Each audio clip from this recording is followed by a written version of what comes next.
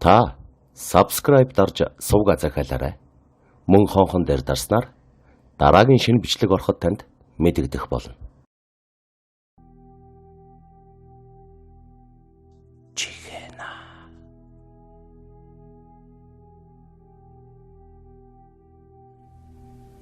Ноос ноолорын сезон эдэглэх үеэр хэдэн чэнж өмнө говь аймгийг чиглэн пурга машинтай шидэж өгчээ. Гэвч тэд оройтож гарсан тул зорьсон айлдаа очиж чадалгүй харанхуйд залгаж зогсохоосоор аргагүй болсон байна. Ингээд ийш тийш харж явсаар айламтан өвөлжиж байгаад нүүсэн болвоо гэмээр хэдэн амбар олж хоноглохоор болсон байна. Чэнжүүдийн дотор 2-3 эмэгтэй явсан болоод ч тэрв ээрчүүд нь эзгүй газар дураараа найрлаж хонохоор шийдсэн нь хэлт. Харанхуй болсон хойно айламтанд очиж 5 тухыг нь алдуулж байхаар эндэ наргад хоны гэж хүүхнүүдэд өдөжээ. Хамгийн гол нь эрэмээр хосолсон дооч биш. Эдэх хоол ууж наргах идэ ундаа илбэг явсан тул ийм шийд гаргасан бололт. Ингээд амбар савны болонд машинаас тухтай газар хүнжил гуцаа дэвсэж аваад завлан сууцгаачи. Харин машиныг нь барьж явсан залуу хөвгүн найр цэнгэлд оролцсонгүй. Хоол хүнснээс нь жаал идснэ. Би гадаа хонохгүй. Машин дотроо хоно. Гээд машин доорн хөгжим сонсон суучихч. Нөгөө дүүч түүнийг тоолсонгүй. Машиныхаа гэрлийг асааж байгаад баахан бүжгэлсний эцэст эргэж суугаад амарч яваа улс шиг л архитаж гарсан байна. Гэтэл шундуунд хэвийх үед машин дотор хөгжим сонсоод хэвдэж байсан хөвгүн тэднээс нэлээн өмнөрхөн гарч хидингийн гэмээр бүдэгхэн гэрэл сулхан улалцаад алга болохыг олж харсан байна. Мэдээж чэнжүүд гэдэг байнга их мөнгө төгрөгтэй явдаг хүн. Тэднийг ингэж яваад мэдсэн хэнийгэн хойноос нь мушгиж мэднэ. Жолооч хөвгүүнч тийм л санаагаар архитарс уулгүй. Машин дотроо нэг өсөндөө манаанд гарч суусан юмсан жи. Сулхан гэрэл хэсэг толгод ийн цаагуур орж алга болсноо. Шууд тэднийг чиглэн улам тодорсоор ойртон айсвыг үзээд машинаасаа бушуухан үсрэн бууж ангийн бууга барьсаар бусад руугаа гүйж очсон гэж. Гэвч чэнжүүд хүүгийн үгийг сонсох нь байтугай өөрсдийнхөө нүрийг таних хааргүй болтлоос огтсон байсан гэж. Жолооч хүү тэднийг хараад өөрсдийг нь дээрэмдэх зоригтой хүмүүс зориуд хурч ирж байхад ингэж байх гэж өглөн сандчиж үхтлээ айсан байна. Тэгтэл хэдийгээр халамцуу боловч эмэгтэйчүүд нь уг гэрлийг олж хараад эрчүүдэд татан чангааж юм хумаа цоглуулъя адаглаад бие хамгаалах арга хэмжээ авъя гэх зэргээр ятгаж эхэлсэн байна. Энэ үед нөгөө гэрэл бараг мотоциклийн гэрэл шиг тодрон ойртож ирснэ. Нам унтран тас харанхуй болж орхижээ. Хэдүүлээ яваа бол одоо л довтлохно гэж бодсон жолооч залуу яах ихийн зургүй бууга сумлаад гэрэл ирсэн зүг рүү 2 удаа буудаж орхимогцоо. Чих 50 чагнавал ямар ч чимээ гарсангүй. Харин машиныхаа нурд нэгэн үл таних хүн зогсож байгаа гэнэт ажигласан байна. Энэ байдал бүрч сэжигтэй санагдсан тул нөгөө хүн рүү бууга чиглүүлэн бодод санахын зургүй л гохоод арчихсан байна. Гэвч үл таних хүн газар унссангүй. Муухай орилж чарлаж ч гүйсэнгүй. Харин ч дороо дэвхцэн бүжиглээд гараа дээр гихч нь өргөн дэвж намайг буудаж байна. Намайг 9 дэх удаага буутал. Буудаж байна шүү намайг. Хэмээн хүмүүн булсын хачин хоолоогоор үглээд эхэлжээ. Харанхуйд гинэт гитэж ирээд буудулсан боловч үхээгүйгээр барахгүй. Харин ч бүр урамшин бүжиглээд эхэлсэн. Хачин хүнийг харсан согтуу ирчүүдийн архин тэр дороо гарсан байна. Хачин хүн бүжиглэн дэлсээр тэдний асаасан дүүдэг рүү нэг ойртож, машин руу нэг ойртож байснаа. Гэнэтхэн шонгийн мод шиг хөдөлгөөнгүй болж орхивоо. Ямар ч байсан дээрэмдэх гэж ирсэн хүн биш байна гэдгийг эрүүл согтуугүй ойлгосон байна.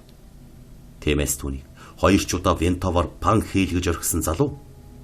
Би мөрөөрөө явсан хүн буудаж орхисон хэрэгт орох юм биш биз гэж дотроо айсаар зүрх муутайхан ойртоод та зүгээр үү гэж асуувал нөгөө хүн нь юу ч хэлэлгүй. Ойролцоо байсан пингийн зүг хар хурдаараа чарлан гүйж очсон.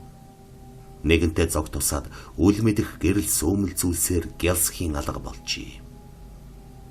Энэ хачин үзэгдлийг харсан согтуу хүмүүс бүгд эвэрүүл болсон байна. Юуныхан дээрэм тонол байх билээ. Нэг л болохгүй газар ирээд найрлчихлаа гэдгийг бүгд ойлгосон тул явхаар шийдэж газраар нэг тараасан эд зүйлсээ эмхэлж эхэлвэ. Санд минь юм хумаа цоглуулсан болохоор торонд ч ихсэн хүнсээ мартаад машинаас аачих. Гэтэл тэдний хөдөлмөгц өмнө нь ахяад бүдэг ногоон гэрэл ассан байна. Үүнийг хараад хүүхнүүд эрчүүдээсээ зууран ам амандаа майн мэгзэм уншиж эрчүүд нь наад гэрэл рүүгээ явж болохгүй шүү. Өөр тийшээ яв гэж хашгиралтахад жолооч хүү ухарч байгаад жолоогоо огцом эргүүлэн хаазалжээ. Гэтэл өмнө нь нөгөө гэрэл дахиад л гараад ирсэн байна. Тэд хэд хэдэн удаа өөр тийшээ жолоогоо мушгиж бүдэг гэрлээс зугтах гэж оролдсон боловч тухай бүр чанх өмнө нь гарч ирээд болохгүй байжээ. Сүүлдээ эрчүүд нь айх сандрах нь арай гайгүй болж шууд дайраад гарыг эцгэн жолоочоо зоригжуулж жолооч залууч хаазаа нэмэн хар хурдаараа дайрсан байна. Гэтэл яг гэрлийн харалдаа хурч ирмэгцээ машиныхын тоормос тас зуурсан юм шиг дороо зогсон дэр. Энэ үед жолоочийн талын хаалга тор хийтэл нээгдэн. Юудэнтэй цов юм уу гэмээр нэвсгэр хар хувцс нөмөрсөн. Толгой төрүүгээ битүүлсэн хүн нэг юм сарваага зогсож байсан ажээ. Жолооч хүү айсандаа багтран орилж сарвалцтал нөгөө хүн манайд хүний юм үлдэж болдоггүй юм гэж хэлээд жолоочийн өвөр дээр нэг зүйл хайж орхисон. Тэдний орхиод хөдөлсөн ууттай хүнс байжээ. Хаалга хаагдсан хойнч жолооч хүү нэг хэсэг тайвширч чадсгүй. Харин 10 минутын дараа огцом хаацлахад түрүүхэн таг зогссон машин чухалсхийн хөдөлж дотор нь суусан хүмүүс урд талынхаа цонхыг хаг цохин гарах шахаж нэг зүйлээс амжин барьж авцгаажээ. Явж байсан машиныг хүчээр барин зогсоож байсан ийм хүчийг тэд өмнө нь үзэж байсангүй. Тортой юм аваад хөдөлсөний дараа дахиад үл мэдэгдэх ногоон гэрэл гарч ирээгүй байна. Тиймээс чэнжүүд тортой зүйлээс сэжиглэн зэвүүцэж замдаа хайж орхисон гэдэг. Харин нутгийн улс тэдэнд тохиолдсон явдлыг сонсоод ихэд гайхсан бөгөөд машин тэрэг зогсоож байсан тийм явдал өмнө нь гарч байгаагүй. Харин тэр амбарт манай нутгийн нэг залуу өвчтэй хүн таньж яваад үгсэн юм. Түүнээс хойш тэнд айламтан бараг буухаа болсон гэцгээж байв. Харин мөнхөөгийн хөвгөн ихэд сүсгэлэн залбирч та нараа босоо ороолонтой таарчээ. Анх сүрэнжав гэгч айлтанд амбар сав барин өвлжөө төгхөөрсөн ч тэр өвөлд цас их унаж хамаг малаа барсан юм. Тэрнээс болсон уу яасан? Сүрэнжавын би эрс муудан эмлэг хэсэж баахан яваад засал авалгүй өнгөрсөн юм да. Гэхдээ тэр халуун намраар өвлжөөндөө бой гисээр байгаад гэрээ нүүлгүүлж өвлжөөндөө буусан шөнө өнгөрсөн хүн шүү дээ. Тэр үеэс хойш лэвгүй болсон юм. Хүн амтнд элдв юм үзэгдэж харагдаагүйч гэрийнхэн талигачаас хойш амбар саваа тэр чигт нь орхиод хот руу нүүж алга болсон доо. Харин дараа жилийнх нь өвл нэг муу галзуу эртэнд үгчгсэн байсан юм. Тэрнээс хойш ганц нэг хүн янз бүрийн юм яриад байгаа тухай сураг гарах болсон доо. Тэр хавар орой өдөш явсан малын эрэлчин дуулж хуурдан бүжиглэж орилжгүй хүнийг харсан байдаг. Мөн нэг зам басал та нар шиг хэдэн хүн явж байгаад санаандгүй амбарыг бараадан хонсон биш. Шөнө элдв юм үзсэн тухай учир мэдэх хүмүүстэй ярьсан байсан. Нотгийн лам нар сим очиж ном гүрэм уншсан тухай ачаарав. Тэгээд ч нэмэр болохгүй байгаа газар да. Галзуу хүний сүнс зуурдад хорогдохоор их хүч гаргадаг. Ёр нь энгийн хүний санаанд багтамгүй зүйл үйлддэг гэж ярьдаг юм байл.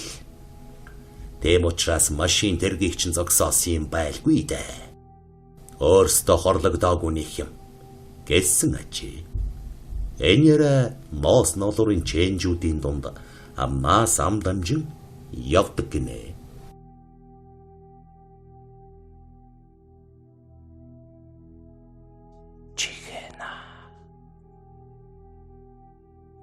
Энхтэр гэдэг эрийн хачирхалтай яриаг сонирхуулъя. Тэр 90-ад оны дунд үед Москва хотно хүнсний технологич мэргэжлэр сурч байсан ч нийгмийн байдал өөрчлөгдөн хоёр орны эдийн засаг хямраад ирүүд сургууль орхин 8 арилжаа хийхээр шийджээ. Тэгээд ч түүний эзэмшиж буй мэрэгжил нэг л ирээдүйгүй мэд санагдаад явчихсан байна. Гэвч ямар төрлийн наймаа хийдгийн билээ гэж тархиа гашилгаж явтал түүнтэй хамт сурч байсан Сергей Бойко гэгч Украин залуу Польш Герман руу тамхицъя гэсэн санал гаргасан ажээ. Ингээд тэр хоёрын хуучин соц дэглэмийн орнуудаар хэрэнхэлсэн их бизнесийн аян эхэлжээ. Харин ингэж явахдаа хачирхалтай зүйлд нэг удаа таарсан юмсан ч. Сергей бит хоёр нэг удаа Белорусын хөлийн ойролцоо ойн захын тосгонд хонголсон юм л т. Уг нь Москва руу явж байсан ч Украинаас авч гарсан ганц нэг бараанаасаа болоод хэл дээр эргэж бичиг баримтаа хураалгачихсан хэрэг. Бит хоёр нэг эмэгний муухан байшингийн мухрын өрөөнд хонсон юм. Гэтэл шөнө дундын үед байшингийн хонголд нэг хачин дуу гараад сэрээчихлээ. Би хичнээн нойрмоглож байсан ч тэр дууг нь сонсоод өөрийн ирэхгүй өндөөс юм да. Тэгтэл Сергей бас өндөлцөн. Чи сонсож байна уу? Ямар нэг аратан дуурах шиг гэж байва. Хоёулаа чих тавин чагнавал тэрхүү сонин чимээ нэг хэсэг тасарснаа тун удалгүй их ойрхон бүр бидний унтаж буй өрөөний зэрэгэлдээ гардаг юм байна. Яг л авраг биетэй амтан бие зөөж ядан айхлах шиг сонсогдсон юм. Тэрч байтугай айхлах дуун байшингаар нэг тарж байв. Хааны цаг цохлох гоожурын ус хааныг туслах чимээг даран айхлах дуу ямар нэг амтан ороод ирсэн байх та гэсэн сэтгэл төрүүлж байсан. Гэтэл Сергей огцон болсон миний хажууд ирээд энэ яг нөгөө амтан бололтой гэж их л айсан маягтай шүдээ сийгүүлэн шивнэвэ. Би гайхсан ч баг зэрэг аж. Чи ямар амтны тухай яриад байгаа юм бэ? Гэвэл тэр хөнжил рүүмийн шурган хархны ангууч гээд нүдэ бүлтгнүүлэн шивнээд ийш тийш сэртэлцээр нүд анчих. Нас бит хүрсэн ир жаахан хүүхэд аятай айн ширвэтхийг үзээд надад ч гэсэн нэг л харанхуй айдас төрөөд явчихлаа. Тиймээс шөөхөднэн амьс гаадах Сергей руу наалдан нааша ороод ирэх юм биш байгаа гэтэл тэр чимээгүй гэсэн дохиогод нүдэ ансан чигээрээ хэвтээд байна. Гэтэл айхлах дуу хонглоор нэг цуурайтан явсаар шал шажигнуулан хаалга руу хурч ирэх шиг болвоо. Тэгснэ хаалган доогоор үнэрлэн үзэх мэт чимээ гаргасны дараа дахин шал шажигнан дуугарсаар цаашилж хаанигтай өрөөний хаалга нэгдэж хаагцсан. Хүнд хөлийн чимээ бүр цаашилж ахин нэг өрөөний хаалга нээгдэх чимээ сонсогдов. Нэгэнд чимээ холдсон болохоор миний айдас нэмгэрч хөнжлөөс өндийв. Тэрхэн зуур нохоо чим билүү гэж бодогдсон учраас энэ ээдч хүрэх шиг болсон юм. Ингээд ямар ч байсан өөрийгөө зэвсэглэж авъя гэж бодоод ойролцоо хөвтсөн шалны мод их шүүрэн авч хаалга руу үлмий дээр миран гитсээр яг онгойлгох гэтэл яг хаалганы цаана нөгөө амтны тасалдан айхлах дуу гардаг байга. Энэ дууг сонсмогцоо би дороо хөшчихсөн. Тэр ямар ч байсан нохоо биш. Харин аимшигын кинон дээр гардаг үзээрийн амьдтын дуу шиг л санагдсан. Тэгтэлч хаалга өөрөө чихрэн онгоож үнхэлцэг зүрхийг минь хаглаад хайчих шахав. Эхайсан хүн нүдэж хөдөлгөж чаддаггүй юм билээ. Арай хийж Сергей рүү хартал тэр над руу гөлийтэл хараад та гэвтэж байна. Хэдий хугацаа өнгөрснийг мэдэхгүй. Ямар ч байсан хонглын мухарт тожигнох чимээ гарах үед би сэхэ орон хаалгыг түлхэн хаах гэсэн ч нүдэндээ итгэмгүй зүйл олж хараад бас л хөшчихсэн. Тарлах шиг хэмжээний биетэй майжсэн хөлтэй нүсэр зузаан цээжтэй амтан хоёр хөл дээрээ босчихсон байшингийн хонглоор цаашаа айхлан одож буй харагдсан юм.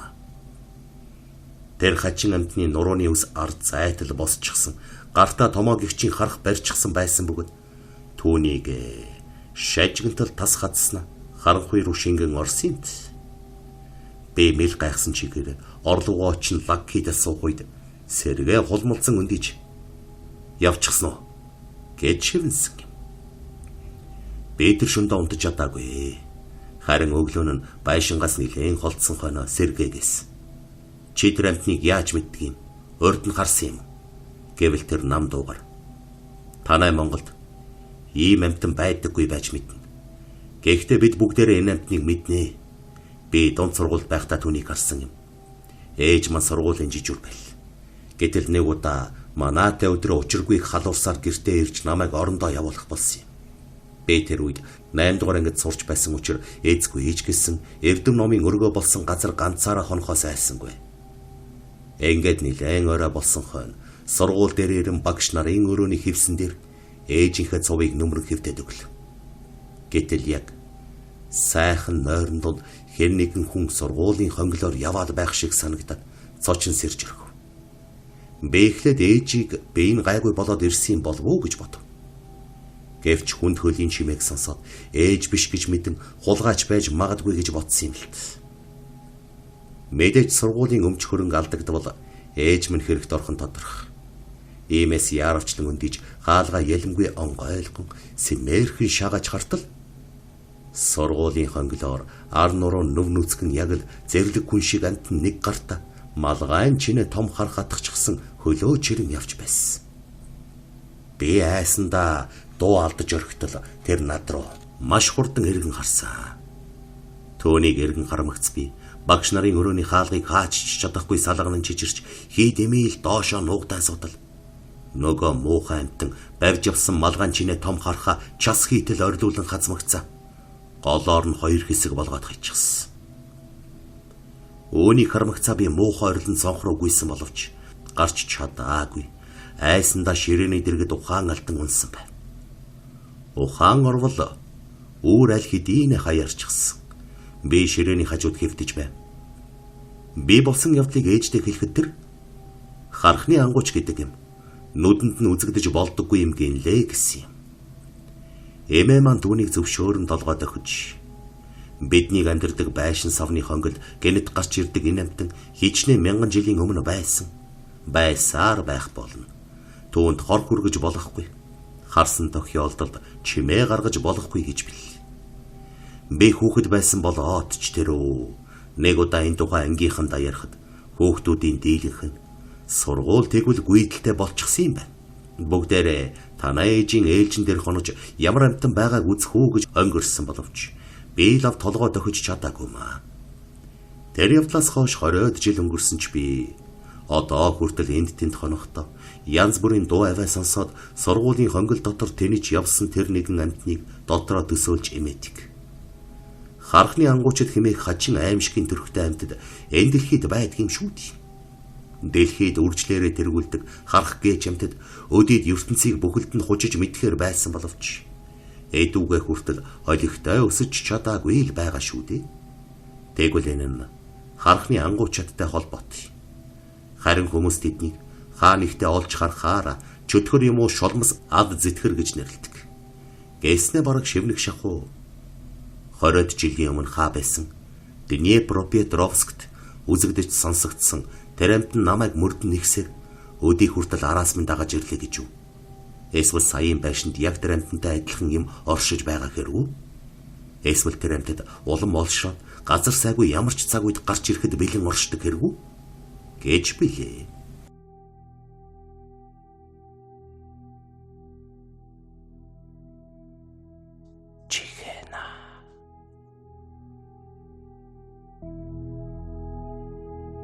Хүний ертөнцийн бүхий л юм учир холбогдолтой байдаг гэлцдэг.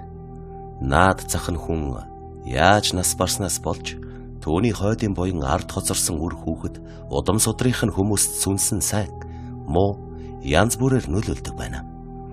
Тийм ч учраас нас баргастын жанж халав, төрөл арилжив, бурхан болов, өөд болов, тэнгэрт халив, талигач болов, зуурдаар эцслэв, нас нөхчөв гэх мэт олон үгээр нэрлэдэг.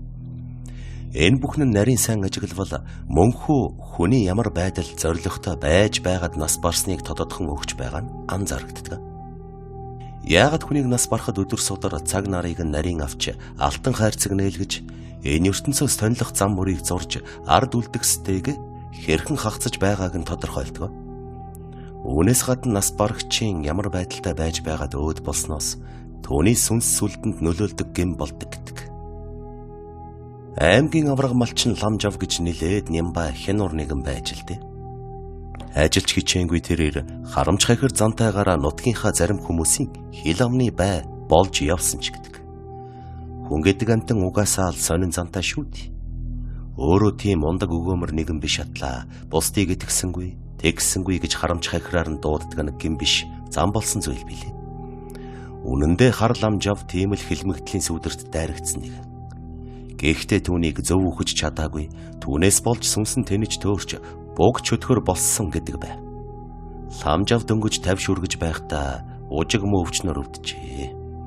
Амьдралдаа хизээч эмгцэгцгүй байж үзээгүй тэрээр хэвтэрт орсон байхдаа ч амьдралынхаа бүхий л асуудлыг шийдэн гэр бүлийнхээ өмнөөс шийдвэр гаргахыг зорж байв. Насаараа нөхрийнхөө гарыг харж ирсэн эхнэр нь ухаан илий балаа байгаа нөхрийнхөө хүнжлийг захаасан татчих. Том хүүгээ сургуульд нь цааш сургах уу гэдэг юм уу? Алдан өвгөн 10 төгрөг зээлээч гэж байна гэх зэргээр ялшалгүй зүйлийг асууж царайчлах байдалтай байдаг байв. Энчинээгээрээ Ламжав өгөж байгаа ч гэсэн амьдралдаа эзлэх байр суурь нь бодол тархинд гүн бат сууж амьдралд хорогдон шунах үзэл болон хувирч байгааг нь хинч мэдсэнгүй. Ламжавыг сахиж байсан төрсөн дүү нацган. Ахын би гайгүй байна. Удахгүй илар болох байх. Хурдан хээр морийг хүнд битгий унуулаараа гэд байсан. Өөрийгөө хөл дээрээ босч хээр морио унан холойрын ажил албаа амжуулна гэж бодож байгаа нь илэрхий байсан. Химэн баярлан ярьж байсан байна. Энэ митийн ярианы дараа хэд хоноод Харл Амжав өөд болов.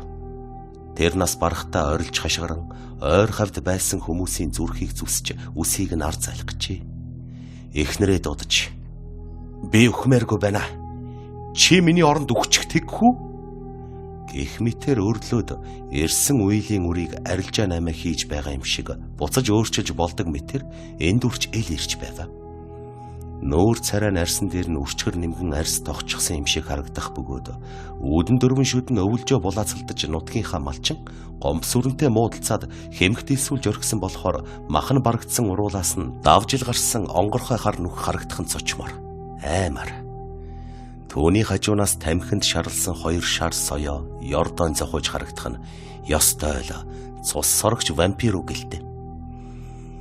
Иймэрхүү дүр төрхтэй сүг болж байгаад нас барсан хүнийг бурхны оронд очино, деважанд заларна, сүнсэн сугваадын оронд хүрнэ гэх мэтээр сүсэглэн ерөөл буян хийн гэдэг нэн сэжгийн санагдана. Харл Амжав нас барахынхаа ганцхан минутын өмнө ус гэж хашгираад хилээ өрөөндөө хүртэл унжуулан нүдэ цагаанаар эргэлдүүлэн хашгираад тамиртынхээгээ барсан болохоор хилээж татаж авч чадалгүй нүдэ цагаанаар эргэлдүүлж байснаа амьсгал хураачи. Тэр даруйхандаа дүү нацгана жалтсан өвгөнд очиж ахынхаа нас барсан байдлыг ярьж хойтхынхан заяа буянг даатхан ерөөл авч өгөхийг хүсчээ. Тэгсэн чинь ямар ч юмд цааргалж хойш суудаггүй жалтсан гой олон удаа шоо хайж байгаад чи надад битгий гомдоорой, нацаг минь. Чи ахыгаа бурхан болчихлоо гэж орж ирсэн.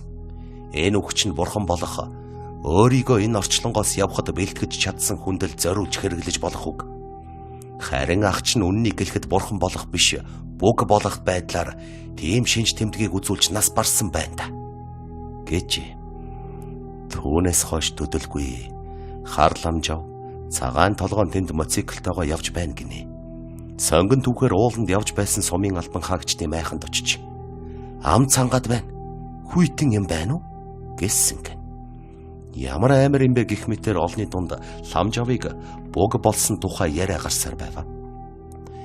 Ер нь нас барж байгаа хүн хүйтэн ус мөс хэрглэхийг хүсч хилээ унжуулж орилох нь ад сэтгэрийн бие бүрэлдэхүүнд нэгдэж байгаа хэрэг гэж бөөгийн ч юм уу, шашны ч юм уу, аль эсвэл энэ хоёр суртлын холимог болсон үзлээс ч юм уу үздэг байна. Талигач болсон Харл Амжавыг оршуулахад цогцыг нь ачиж явсан машины твшин дээр атга гэртээ хар нүж үлдсэн байсан ч гэдэг. Тэр нүжийг жолооч нь арчиж цэвэрлэхэд дараа нь хിവэрэ байж байдаг гин. Түүнээс хойш мөнөөх жолооч аймгийнхаа төвөөс аавыгаа нутгийн 2 хүнтэй хамт суулгаж гараад замдаа онхолдож машинд явсан бүх хүн газар дээр нас барсан гэдгийг. Харл Амжавын буруу үгснээс болж сүйдсэн хүн үгээр зогсохгүй. Оршуулах газар очиод цогцсны толгой дээр хадаг тавих гэтэл ойсон тоглоом мултарч байгаа юм шиг цогцсны ирүүн толгойноос тас гээдэл салж унсан байна.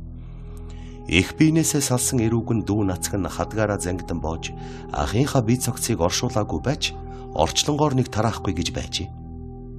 Энэ ёрын үзэгдэл нацагтч сайнаар нөлөөлсөнгүй. Хоньны номхон мориндоо жаахан халамцуу явахдаа чиргүүлж нас барсан түүний цогцыг оршуулгаас хойш 2 сарын дараа олсон гэдэг.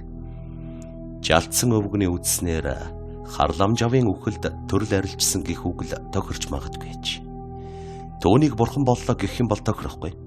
Талигаж боллоо гэх юм бол сүнс сүлд нь энд тэндгүй үзэгдэж харагдаад хүн амтныг айлгад ичээгээд болох биш.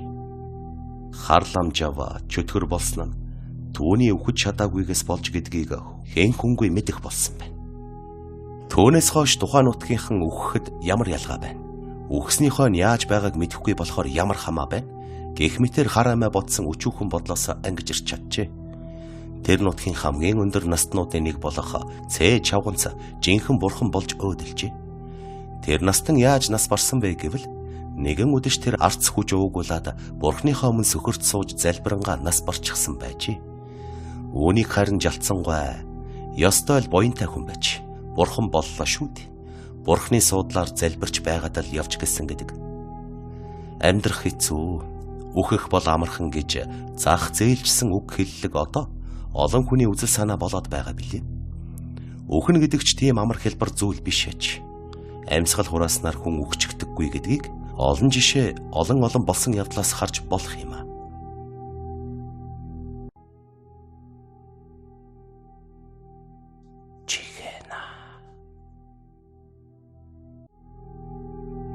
Хүн гэдэг нэгнийхээ тус тэмийг авч амьдрдагч аль болох өөрийнхөө бор зүрхээр бүхнийг бүтээсэн, амжуулсан гэж хэлэх дуртай амьтаа. Бусдын тус тэмэнд өдий зэрэгтэй явж байна гэд хэлчихвэл доошо орж байгаа хэрэг юм уу? Хаашаа юм. Болтгүй гэр орныхоо өнгөтэй өөдтэй бүхнийг ламбарданд тавьж байж зардал бий болгож самарт явжээ. Гэхдээ хөршийнхөө мөнхөөг дагуулж явсан байна. 2 гэрийн дөрвч баахан л ашиг олно гэж дэмий тооцоо үл бүтэх төлөвлөгөө зохиогод гарч өгчээ. Самар түн гэдэг үнэндээ тэдний сансан шиг амар зүйл биш бай. Хоол ундаа барж ууланд өлбөрч өгөхийн наан гацууртын самарчаттай нийлж 2 шуудаа цайруулсан самартай бууж ирчээ. 2 шуудаа самар нь зардлаач нөхөхгүй. Ёстой л хамартч үгүй, амандч үгүй зүйл болов. Болтгүй. За яах вэ? Бөглөө ууланд чон нохооны идэж болцохоогүй л зол юм. Ашиг олох нь ч нэгэн төнгөрч. Гэхэд эхнэр нь юу ярьж байгаа юм бэ? Хэрэгэлсэн хоолунд унааныхаа мөнгийг хувааж төлөх ёстой штэ гэжээ. Үнэн дээ. Болтхүүгийн эхнэрийн буруу гэж юу байх вэ? Түүний үг бол шударга ёсонд нийцсэн зүйл байлгүй яах. Гэтэл мөнхөө эхнэртэйгээ ямар ч ашиггүй явлаа. Самраас ткандж байж мөнгө төлье гэв. Болтхүү эхнэртэйгээ бас тийм шүү гэж зөвшөөрчээ. Оройн нь болтхүүгийн хүү мөнхөөгийн гадаа тоглож байгаад аваа тэднийг самраа бөөнөр нь зарах гэж байна. Мөнхөө ах 2 залуу дагуулж ирсэн. Мөнгө тоолж аваад зогсож байна. Гэсээр ирвэ. Болтхүү эхнэртэйгээ түргэн авч гүйн очвол үнэн байна гэж. Эхнэр нь ч хурдан зантай хүн тул дажгнаж гарав. Болтхүүч санаа зовсондоо дуугарч чадахгүй л зогсноо. Эхнэр нь болтхүү чи ямар нэг юм хэлээч. Эднэрийг самраа зараад мөнгөө идчихэр юуг нь авах гэсэн юм гэж байрлаа өрчлөн зогсож. Та нар яг 3 хоногийн дараа мөнгөтэй болж харагдаач. Одоо энэ самрыг нь салгаж авна гэд нэг шуудаа самрыг чирч гулдран. Болтхүү чи юундаа гөлгөнөж гөлөлзөөд байгаа юм бэ гэж загнаж байгаад нөхрөөрөө өрүүлж гэртээ аваачжээ. Тэдний самрын төлөвлөгөө ийхүү хэрүүлээр өндөрлөж байтал мөнхөөгийн ээж үрчгэр хөх хэмгэн та хоёрыг сайн явахыг чинь харнаа гайгүй. Сүү чин тасарч, сүүл чин хугар. Хавиргын чин завсраар ногоо ургах байлгүй ч гинүү. Түмэн янзын хараал урсгаж шившиж давшилж байв. Болтхүүч амны бэлэггүй зүйл ярьж насандаа баймгүй аашилсан хөгшөнд уурлаж. Юу гэд байгаа юм бэ? Хөгшин зүнэг минь гээд авав. Сэжиг сүжгээр тэгсэн үү? Болтхүүгийн ажил нэг л бүтэл муутай болжээ. Арга ядахта нэгэн танил лам дээр очиж асуувал хэлж байна гэн. Хараалч муу ёрын хүнийг уурлуулсан байна. Хүний тусыг ч ойлгохгүй харсан зүгтээ явж хараасан үгээ бодтой болгох гэж шүд зууж шившиж явдаг нь тэр хүний хамгийн амар чанар юм гэснэ. За байц. Чамайг чавганцын хил амнаас яаж гайгүйхэн салгаж авдаг билээ гэж бодлогоширч байв. Өвгөн бодож байхад чи өөр нэг эр гөлөгдөжээ. Тэр л чамайг аврах байх гэжээ. Түүнээс хойш 2 сар гаруй хугацаа өнгөрч байхад болтгүй зам хөндлөн гарч яваад машинд мөргүүлж хүнд бэртжээ. Түүнийг бэртэл авсан цаг минутанд нөгөө тижээсэн хөөрхөн гөлгөн гинэт гав хуцаж байснаа цаврууга толгоогоо шааж хөвтөд амьсгал хурааж. Нутгийнх нь өвгөн болтгүйгийн амны төлөөс болгож нохооны гөлгийг золигт гаргасан тэр ажээ. Ялгүй юмнаас ямааны гарц гихчээр сэтгэл муу бол үгэн ч муу байдаг. Үг нь хүний амьд ч хүрэх хорыг шингээсэн тэр эмгэн нас өндөр болсон ч тэм нэг хар энергитэй хэвээрл насыг бархандэ.